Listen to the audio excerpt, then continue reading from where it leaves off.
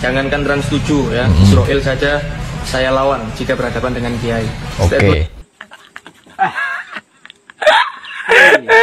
Demi Kiai, malaikat saya lawan. Oh, malaikat tidak pernah bermaksiat kepada Allah, teman-teman. Malaikat yang mau dilawan itu gak pernah bermaksiat kepada Allah. Tapi si Kiai buang kotoran, iya. Kencing, iya. Tidur, iya. Capek, iya. Nafsu, iya.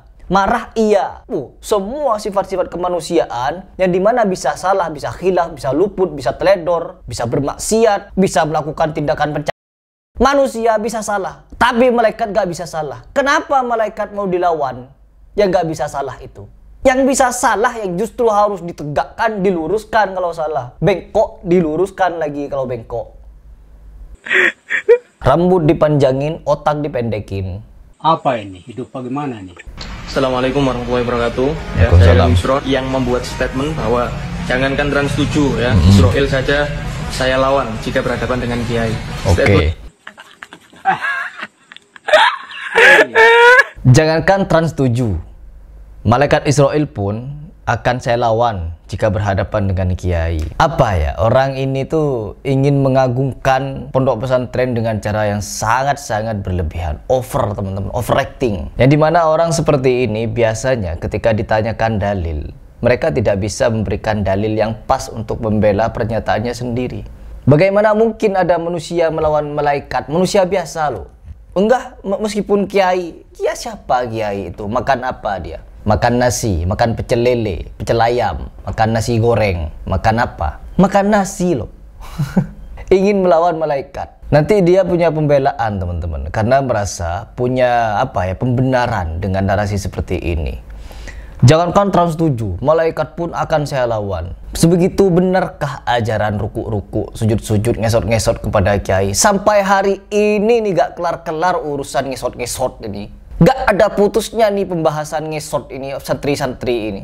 Sebenarnya muak gedek saya. Sebelum ada Lirboyo viral ini, sebelum-sebelumnya saya sudah bahas itu dari zamannya si Mama Gufron itu. Mama Gufron berdiri sama istrinya, terus santri-santrinya jalan merangkak sujud sium kaki, teman-teman.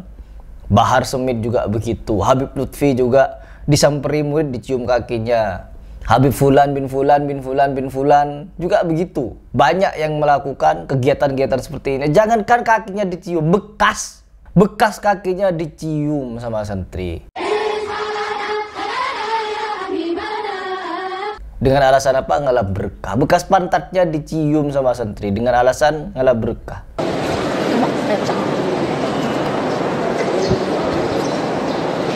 Kasihan umat didoktrin ngalap-ngalap berkah seperti ini. Santri-santri laki-laki, perempuan-perempuan rebutan minum bekas air minum dari Habib.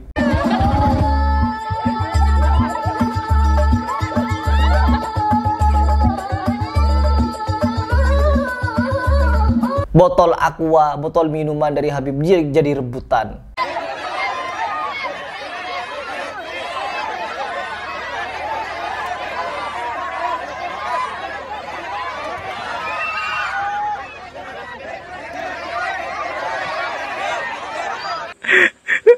Ya Allah, tidak melihatkah orang-orang pada zaman saat ini ketika Rasul SAW, pernahkah ada orang yang ngalap-ngalap berkah kepada Abu Bakar, ngalap berkah kepada Umar, Utsman, Ali, ngalap berkah kepada Hasan, Husain? Gak ada, teman-teman. Tak ada kisah ngalap-ngalap berkah sedemikian rupa ini. Oh, ini kan praktek adat istiadat tradisi yang ada di Jawa yang masuk ke dalam Islam. Tradisi di Jawa, tradisi dalam budaya tidak menjadi bagian dari Islam, jangan dimasukkan kepada bagian Islam. Oh, membawakan dalil dari Ali bin Abi Thalib, barang siapa yang mengajariku satu ayat maka aku budak baginya.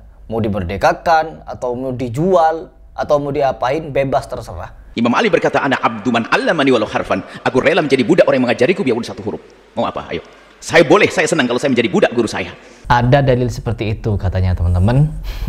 Ada dalil seperti itu. Yang dimana di sini dengan dalil tersebut memberikan pembelaan, membungkuk-bungkuk, nunduk-nunduk. Itu adalah bentuk takzimnya murid atau prestasinya murid kepada seorang guru. Guru saya di atas kursi, saya duduk di bawah. Karena saya nggak merasa pantas duduk sejajar dengan guru saya.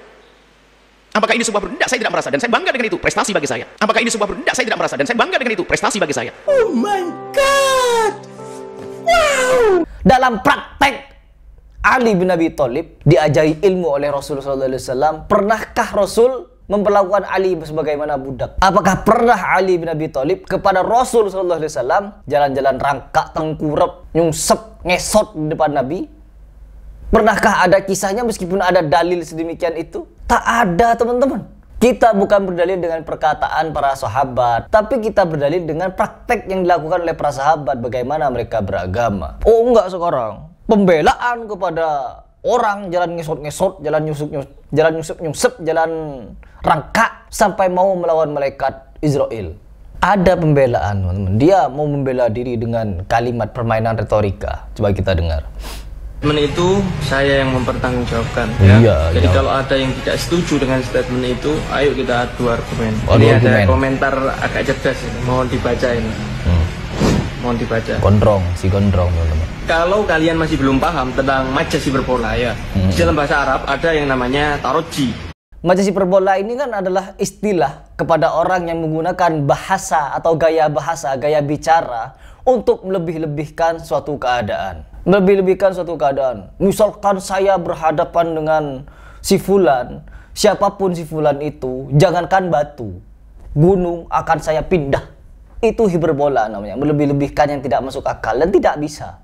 Ketika malaikat Israel sudah diutus untuk mencabut nyawa dari seorang manusia, gak ada yang bisa melawan.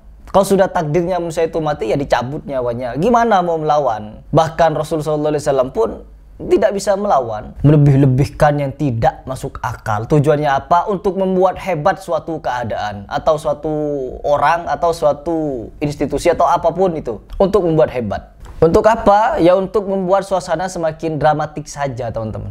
Emosional. Dan ini adalah kengacoan atau atau keadaan yang dibuat oleh para santri-santri yang dimana selama ini kita saksikan rentetan-rentetan mereka demo sana, Transmart di demo, pokoknya semua yang ada transnya di demo harusnya. Karena apa? Bersangkut paut ada nama transnya, Transformer sekalian. Demi apa? Membela jalan rangka yang dibela, teman-teman. Sampai seperti ini mereka. Uish. Hebat, kekonyolannya hebat oknum-oknum santri. Santri-santri yang dari NU pun menganggap kalian konyol. Masa yang bermasalah Trans 7 yang di demo Transmart overacting, mau menunjukkan kalau kalian itu seolah-olah overpower. Kita ini superior, bukan dengan ilmu, teman-teman. No, gak ada. Mana mereka ada ilmu? Ketika siapa itu kemarin, Ainul Yakin itu demo-demo, jangan sampai kalian pemuda-pemudi atau pekerja karyawan dari Trans 7 kami gorok leher kalian. Jangan sampai, katanya. Jangan sampai kami membakar. Tuh, bukan menunjukkan ilmu, demo orasi kencang-kencangan, bukan ilmu. Padahal orang Ainul Yakin itu lulusan doktor bidang Al-Quran. Doktor Al-Quran, teriaknya Khawarij, teman-teman.